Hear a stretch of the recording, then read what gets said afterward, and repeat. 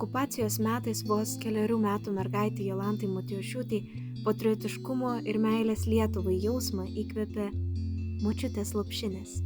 Tada aš buvau tiesiog vaikas, kuriam močiutė vietoj lopšinės niūniuodavo Lietuvos himną. Sako, mamos lopšinėse, močiučių lopšinėse mumyse daug kas įdėta. Slapta lietuvių himno melodijų auginama Jolanta nusprendė gyvenimą skirti teatro menui. Laimė lėmė man, kad nuo 90 metų rugsėjo aš baigusi Klaipėdos studijas ir pastačiusi diplominį spektaklį Marijampolėje, ten susipažinau su keistuolių teatro aktoriais, su ta senaja karta. Ir jie tuo metu kūrė savo teatrą. Ir mane pakvietė kartu, pamėginti kurti kartu. Ten buvo, žodžiu, nerealios repeticijos. Mes tiesiog gyvenom teatre ir sausio 26 dieną turėjom išleisti premjerą.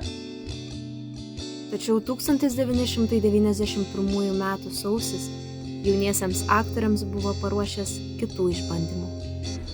Mes sužinojom, kad sausio 11 dieną užimti spaudos rūmai, o iš mūsų šviežiai turėjusi išeiti spektaklio dekoracijų, iš scenografijos, okupantai pasidarė barikadas.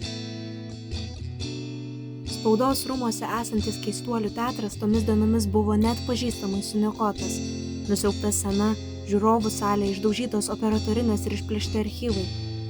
O aktoriai, režisieriai, scenaristai ir kiti palikti be sielą globojančių teatro sienų.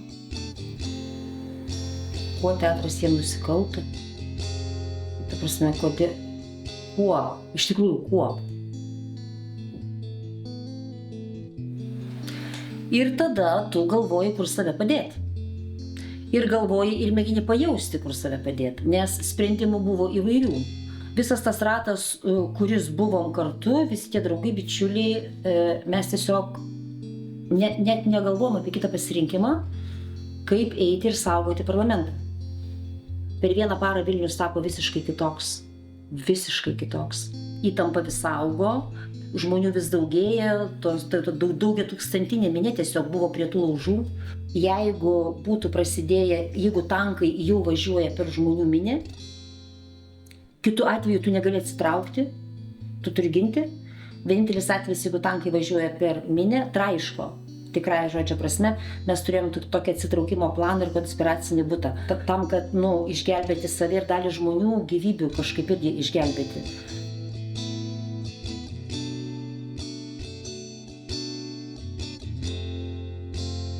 Yra įvairių formų, kai tu gali padėti ir prisidėti kovoje už laisvę.